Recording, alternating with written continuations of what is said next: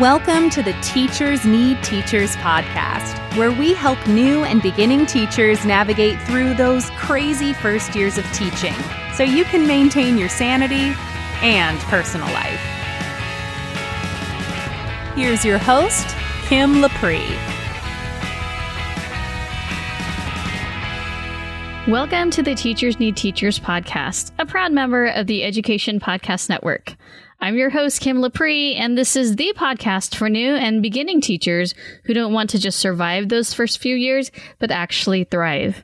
Today on episode 44, I'm going to be talking to you all about the reasons why you should not hide out in your classroom. Now, I know that sometimes when you are new to a school or you just feel like you're super busy and overwhelmed, it's just easier sometimes to just sit in your classroom during your lunch or any kind of break and just hide out there. And you could be doing this for many reasons. For example, if you listened to episode 43, I have somewhat of social anxiety. I used to have a lot of social anxiety, but not as much anymore. Or maybe you just want to sit there and scroll on social media during your lunch or catch up on the news. Or maybe you just want to be by yourself. All completely understandable. But I think it's really important, especially as a new teacher, that you reach out and break bread with other teachers in your school. Today, I actually saw a post on Twitter that said, sometimes the best PD is right down the hall from you. And I thought that that was just really salient and applicable to what I'm going to talk to you guys about today. So if you're one of those people who rarely ventures outside of your classroom other than using the bathroom, here are 10 reasons why you should reconsider that and go join your colleagues. Hi, this is Richard from Short Films Teachers Love, which is a proud member of the Education Podcast Network. Just like the show you're listening to right now, the opinions expressed are those of individual hosts. Make sure you check out all the other great podcasts at edupodcastnetwork.com. And get ready because the learning begins in 3, 2, 1.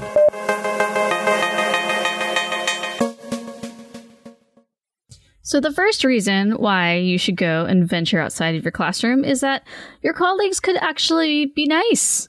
When I started teaching at my previous school, I was the band director. I mentioned that several times. And since there were no other music classes, I was a party of one. So I was located literally in the back corner of the school and was cut off from the majority of the campus. So I rarely reared my head unless I was going to do something in the main office or make copies. Now, I was lucky enough to have really cool people in the rooms next to me for a while, but out of a staff of probably 60 or 70, I only knew 8 people, which included my custodian and the front office staff. So this isolation, it went on for a few years. And I was just so far away from the staff lounge, and I knew that people were in there during lunch eating. And, I kind of assumed that I didn't have anything to talk about with other teachers. Plus, as you can imagine with band, there's a lot of planning for performances and festivals and things like that. So pretty much my nutrition break and lunchtime was spent in the band room. I don't exactly recall how it happened, but I eventually started sitting next to my colleagues during staff meetings, and some of them decided that they would trek to my room during lunch, which was kind of awesome. And it didn't take long before I started getting to know more of them. And you know what? They turned out to be amazing and are still some of my best friends today. And I was kicking myself for taking so long to come out of my shell and leave the band room, because not only are they wonderful people, but those friendships had a direct impact on the rest of my teaching career. Reason number 2 is other colleagues probably have insight on the inner workings of the school. So again, being located in the back of the school, I was often out of the loop. I mean, I knew who to go to if I needed to order supplies or if there was yet another mouse in my office. Ew. But I didn't necessarily know who to go to if I wanted to attend a conference, or I didn't even know that the school might pay for me to attend a conference. And it wasn't until I reached out and got to know my colleagues that I knew what administrators can and cannot require us to do. And these are things that you won't necessarily just pick up if you are tucked away in your classroom. I cannot emphasize the importance of this fact. You need to know both what the policies of your school are, as well as the go-to people. And also, you don't know what you don't know, which is why reaching out to other colleagues as a new teacher is really, really important. Maybe you feel picked on by a particular administrator, or you feel like you're not getting support. Well, turning to your colleagues for that support can really help you in terms of your mental sanity. But also, if an administrator is crossing the line and you have a strong union, then you can get representation to help back you up. All right, reason number 3, and I kind of alluded to this in reason number 2, but you don't know everything and you're going to need help, so you got to ask. While I know that this is obvious, I'm just going to put it out there because, again, you don't know what you don't know, and you have to stop pretending like you got everything down. I know that sometimes, we want to seem confident and capable in our classrooms, and so we put up a front like, yeah, I got this, when really inside we are crying. So just forget your pride. You get that first or second year pass where you can say, I don't know what I'm doing, I need help, and take advantage of it. Because after that, people are like, what? You don't know how to do that yet? But in the beginning, totally take advantage of the fact that you are allowed to ask as many questions as possible. So do it. And in general, you know what? Your colleagues want to answer those questions. Just remember that they'll be more amenable to helping you if you've already established a rapport with them, as opposed to just popping out of nowhere and asking them for help. So if you need someone to troubleshoot your technology, you better befriend the techie people in your school. If you missed a paperwork deadline, if you're friendly with the front office staff, they'll probably push it through for you.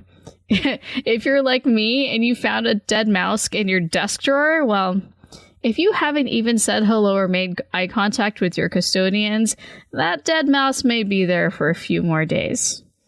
All right, reason number 4. You know what? People want to get to know you. Did you know that people in your school probably like you? Just because they don't always sit by you or walk up and talk to you, that doesn't mean that they feel negatively towards you.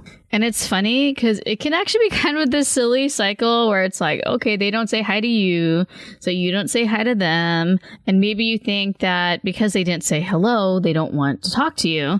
They think you're aloof because you didn't say hello. And, while both situations may be true, it's probably just a misunderstanding.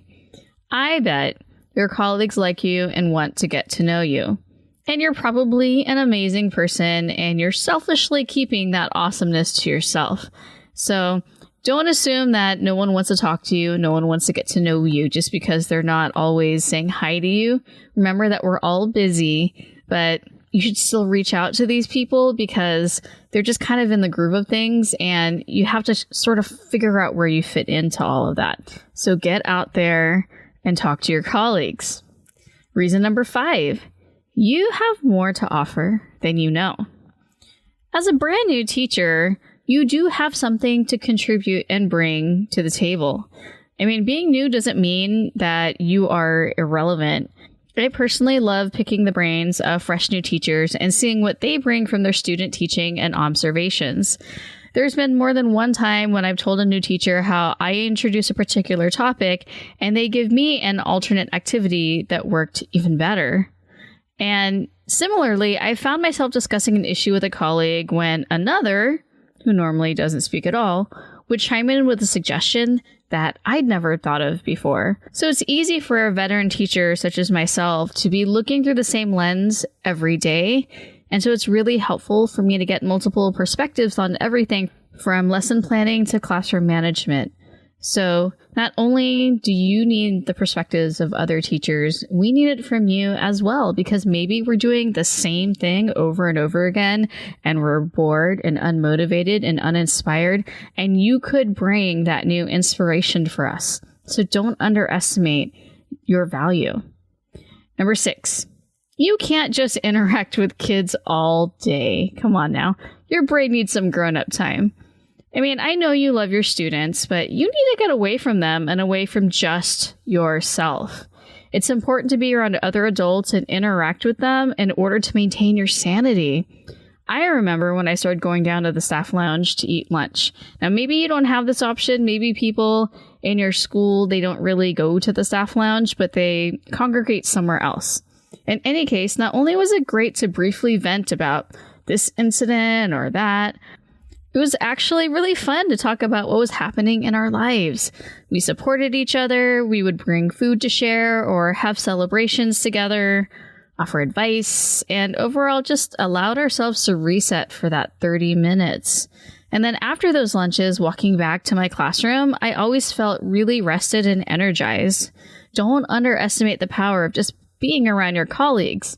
Now, I had someone reach out to me about this before, and they were like, you know what? I have a really small community here, and I work in a really small school. And so I see these people all the time, all day long. And so I just want to sit by myself. And I get that. But even so, the fact that you're seeing them all day long and interacting with them, you're still reaching out to your colleagues. So I can see how that's a different scenario. In my former school, teachers went to the staff lounge to eat. They would get out of their classroom and do that. Here at my new school, the staff lounge is really far from the majority of teachers. It's kind of interesting. All the classrooms are in pods. There's like the 400 pod or 500 pod.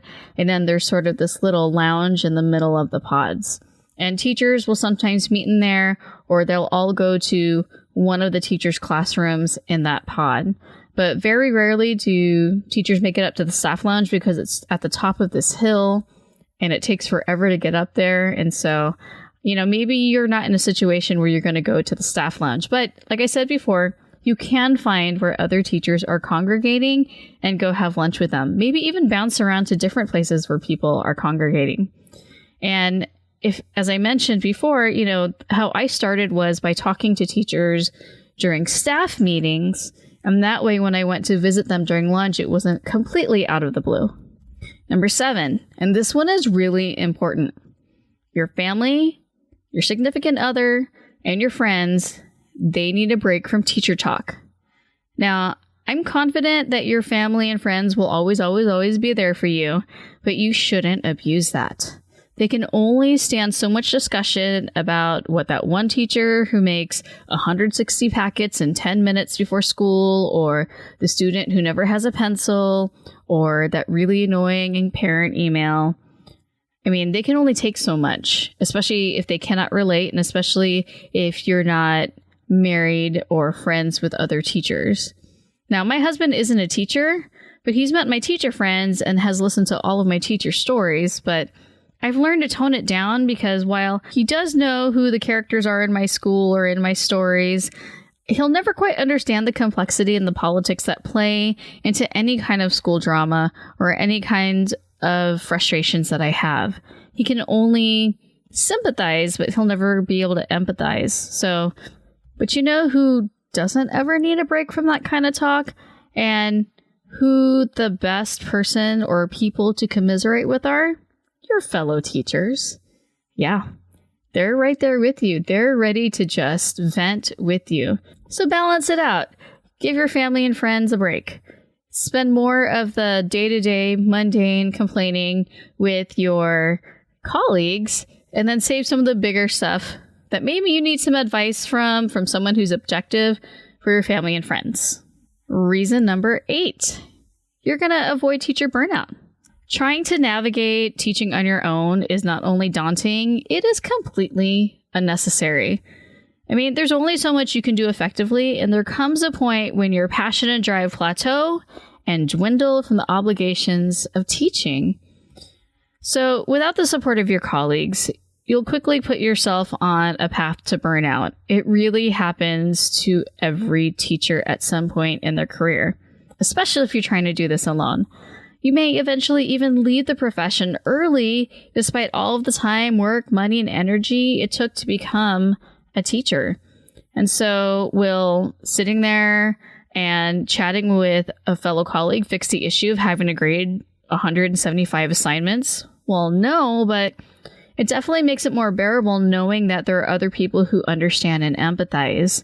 I've even had colleagues offer to help with other things piling on my plate, like laminating something for me, or hanging up student work, or maybe even inputting scores in the gradebook. So we really lean on each other when we need to. And so, yeah, we're all ridiculously busy, but if you create a network of teachers on your site, you're going to find that you will end up helping each other when it matters the most. Reason number 9, opportunities will open up for you. Now, you never know when you'll stumble upon that perfect teaching assignment, or maybe consulting, speaking, or professional development position that you've always wanted. And many times, news of a position opening up goes around by word of mouth. So this is actually how I learned about a position at my previous school. So I was teaching at a high school first. I was teaching band at a high school, and I was biding my time until a middle school job became available because I really wanted to teach middle school. Now, luckily, the band director at my previous school was ready to go full time at a high school, which opened up her position, and she gave me a heads up. So a similar transition also occurred with me teaching English. So there was a shift in personnel, and one of my friends encouraged me to get my supplementary English credential. And she also convinced my principal that I would be a good fit. So I took the CSET, which is the test you take if you want to get a supplementary credential in California, and then everything fell into place. And then here at my current site, I was friends with one of the teachers, and she told me about a position opening up here, and I was ready for a change. And I was like, you know what? This would be awesome. And so she put in a good word for me with the principal, and that helped me secure the job. Now, I can honestly say that I wouldn't have been aware of these opportunities if I hadn't made connections with my colleagues. I may have eventually learned about them through job postings, but I had advanced knowledge and was better prepared as a result of my colleagues and friends looking out for me. Now, reason number 10, it's really easy to connect with people beyond the walls of your school.